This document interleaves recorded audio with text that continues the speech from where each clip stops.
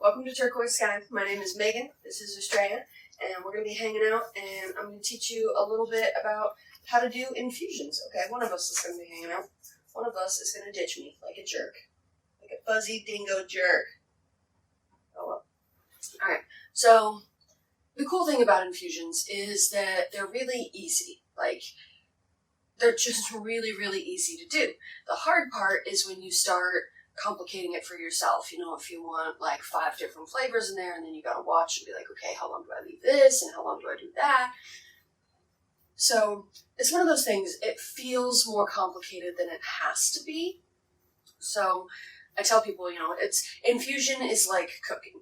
You know, if it feels right, it's probably right. If it tastes right, then you did it right. Like, it doesn't have to be like, it's not baking where you're like, oh my God, do I leave it, exactly this long, or like I do it exactly this way? So let's just start with the basics. What is infusion? Infusion is where you take your alcohol and you take your other thing and you put it together, and then it flavors the alcohol. So that way you have, you know, your blueberry tequila or your cranberry vodka or whatever you've got sitting around the house that you like and you want flavored in your alcohol. So, so the easiest, let's just do an example, right? It's almost the holidays. It's time to start thinking about peppermint vodka. So there's a couple different ways that you can do this. You know, if you want to start super natural, you can go for, good one, good job. If you want to be super natural, you can do peppermint, right? Go get some fresh peppermint leaves and let them soak in there for a couple days, right? So minty, green, stuff like that. I usually let them sit for at least a day or two, and then you start trying, and then you take it out when you feel like it's ready. And the thing with greens is you don't want to leave them too long, because then you start getting the bitter flavors, right? So, you know, it's a plant. It has these bitter flavors inside of it to encourage animals not to eat it. And if you leave it too long, you stop getting the delicious flavors, you start getting the bitter flavors. So if you want to do your peppermint that way, you could totally do it that way. But it's not going to taste the way you want, because you don't want peppermint gum, you know, you want peppermint candies. And that's where you get super easy, because quite frankly, peppermint, crush up a bunch of candy canes, drop it in there. It's already got the sugar, it's already got the flavoring, and then it's just super easy. It dissolves right in there. You don't have to do a bunch of work. So that's kind of the scale of easy to hard. So when I say drop it in there, most people, if you're doing this at home, you're doing it kind of on a per bottle basis. So you'll do, if you take a bottle and you put it in a mason jar, that's usually going to be more than enough room for whatever stuff you want to put in there. Do be careful. Don't put it in like plastic. If you want to do a bigger batch and you're like, oh, I've got this plastic container that I do my lemonade in or whatever, don't use that. You want to use glass or metal, stainless steel. So if you're doing like a big batch of stuff, you could do it in like a stainless steel pot, or quite frankly, just go to the homebrew store and get something there. They'll have the best stuff for you to use, and to be sure that it's not going to leach anything into your alcohol that you don't want there. Yeah, they've got the plastic, the PET, the really good ones, that won't leach plastic into your alcohol. Bonk. Bonk. I bonked you. What are you going to do about it? Oh, what are you going to do about it? You big tough dude? You big tough dude? Yeah, you're a big tough dingo. You're a big tough dingo. You're so scary. You're so scary. You're so scary. I'm scared. I'm scared. I'm sorry. I didn't mean to offend you. I'm not scared of you. You're a good girl. 10 out of 10. You're my big dingo. Wants to start. Oh, yeah, she wants to start. Bonk, bonk, bonk. Ah, you stole it. All right. So that's your procedure, right? You take whatever you're drinking, you pour it out, and you put it in a mason jar, and you put whatever you want to flavor into it. The general rule of thumb for fruits, if you look online, is like 1 week, right? So if you have a bunch of fresh blackberries, leave it in there for a week. It's not going to get any better after that week. It's done all it is. Usually I say look for when the fruit is white. So, for example, I did a big batch of strawberry vodka at the distillery I worked at before, and when, because it's a transference, right? All the liquid inside the strawberry is going to come out, and the liquid outside the strawberry is going to come in. So that's the part that holds the red, and the strawberry is the liquid. So when the batch of vodka is red and the strawberries are white, it means it's taken all the flavor it's going to get out of those strawberries. Don't eat them. You can. It's just a big party. So usually that's what I say for fruits is about a week or until the fruit is white, and then you're like, okay, it's done. It's got all its flavor it's going to get. Now, personally, because I do things on a larger scale, or because, I need stuff for longer term, I really like using freeze-dried fruit or dried fruit. Because first of all, when you use something that's a powder, you get faster, more efficient infusion, right? Because when you have a whole strawberry, the liquid is coming from the outside, it's got to work its way in, everything's got to work its way out.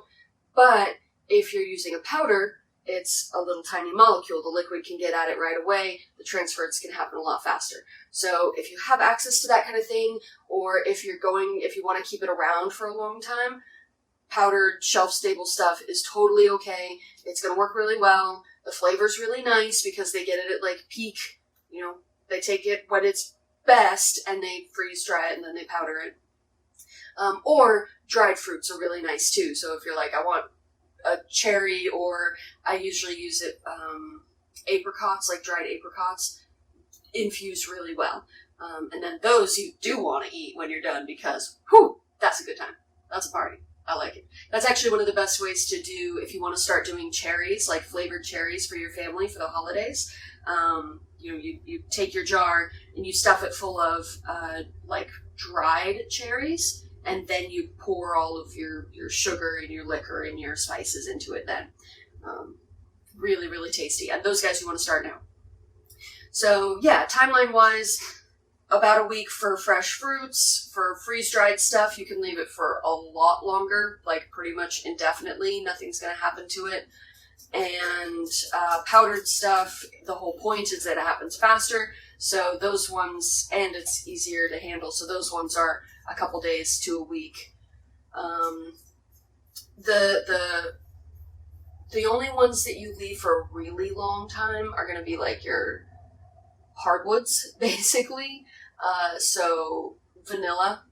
Vanilla is just, you can leave it pretty much indefinitely. Nothing bad is going to happen to it.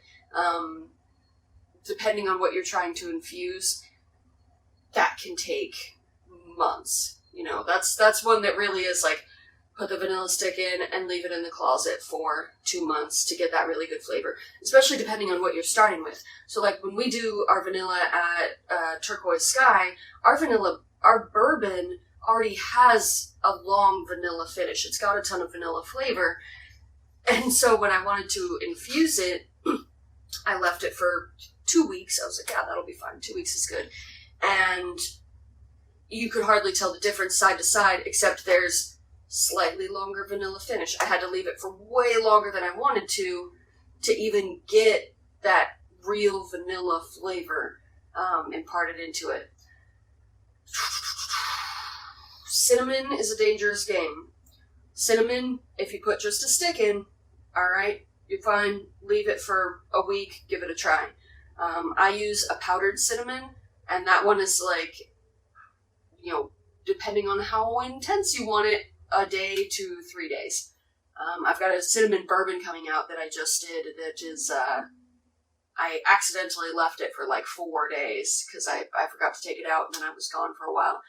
And it's pretty intense. It's good. It's delicious. We add a little vanilla, a little sugar, and it's really, really tasty. But yeah, that's when you're using powdered cinnamon, it can take a while. But it's a whole, that's what I'm saying, is, you know, if you're sitting here and you're like, but the recipes, there's no recipe, like, feel it out, do what you want, and then if you want to do multiple things, you know, if you want to do a vanilla blueberry, then you want to go, okay, do the vanilla first, get that good vanilla flavor in there, and then take it out, add the blueberry for the week, and keep trying it to make sure you like the flavor. So it's okay if you plan ahead, if you start doing your stuff now, it's totally okay to do it not all at once, and then that way you have a little more confidence in what you're doing.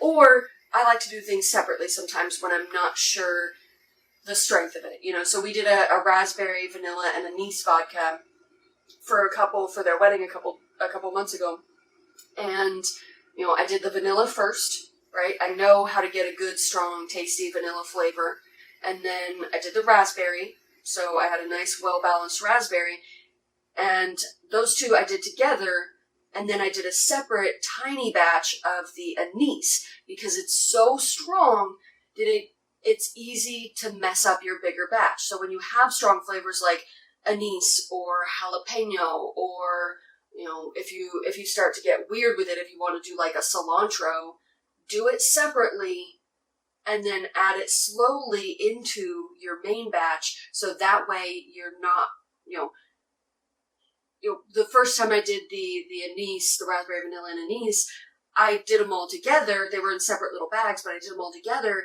and the anise just took over everything. And I only left it in there for like 30 minutes for this, you know, this little batch, this one bottle batch. So you just want to be really careful. As to the actual, like, how it's done infusion, I get these tea bags off of, you know, just off Amazon or whatever. And it's literally like a make your own tea bag, and you stuff it full of whatever you're using, tie it off, and then that way it's really easy to take it out when it's done. So that's the big secret, is you can pull it out when it's done. So you're using a jar, you're doing one bottle at a time because you're just at home, and when you're ready to bottle, send it through a coffee filter to get all of the like big particles out. If you want it really clear, send it through a Brita filter. That's going to strip out a little bit of the flavor. Like charcoal filtering does take out some of the flavor, but it'll be very nice and crystal clear and stuff like that. Yeah, I think that's all I got for you today. If you have any more specific questions, put them in the comments, because I'm super sure I did not do this very effectively.